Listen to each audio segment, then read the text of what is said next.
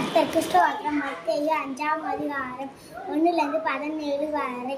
அவர் திரளான ஜனங்களை கண்டு மலையின் மேல் ஏறினார். அவர் உட்காரும்போது அவருடைய சீஷர்கள் அவரிடத்தில் வந்தார்கள். அப்பொழுது அவர் தமது வாயை திறந்து அவர்களுக்கு உபதேசித்து சொன்னது என்னவென்றால், ஆவியில் எளிமையுள்ளவர்கள் பாக்கியவான்கள், பரலோக ராஜ்யம் அவர்களோடு. துயரப்படுகிறவர்கள் பாக்கியவான்கள், அவர்கள் ஆறுதல் அடைவார்கள்.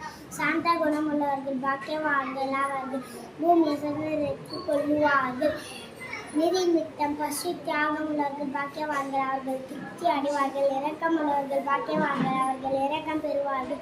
இருதயத்தில் சுத்தம் உள்ளவர்கள் பாக்கியவான்கள், அவர்கள் தேவனை தரிசிப்பார்கள். சமாதானம் பண்ணுகிறவர்கள் பாக்கியவான்கள், அவர்கள் தேவனோட புத்திரர் எனப்படுவார்கள். நீதி நிமித்தம் துன்பப்படுகிறவர்கள் பாக்கியவான்கள், பரலோக ராஜ்யம் அவர்களுடையது.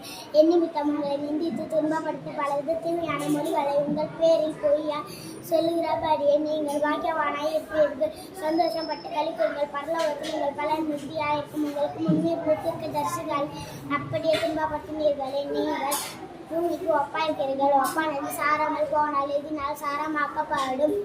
வெள்ளையை கொட்டப்படுவதற்கும் மனுஷரால் மிதிக்கப்படுவதற்கும் ஒளியால் வேறென்றென்றைக்கும் உதவாது.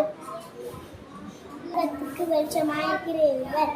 மலையின் மேல் இருக்கிற பட்டணம் மறைந்திருக்க மாட்டாது. விளக்கை கொளுத்தி மரங்களால் மூடி வைக்காமல் விளக்கின் தண்டின் மேல் வைப்பார்கள்.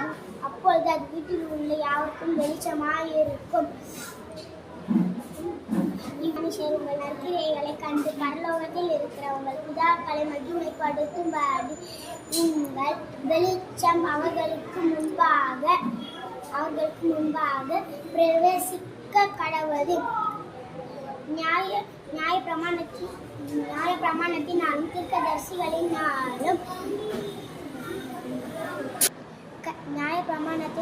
தீர்க்கதரிசிகளினாலும் அழிக்கிறதற்கு வந்து என்று எண்ணிக்கொள்ளாதேங்கள். அழிக்கிறதற்கு அல்ல, நிறைவேற்றுவதற்கே வந்தேன். ஆமென்.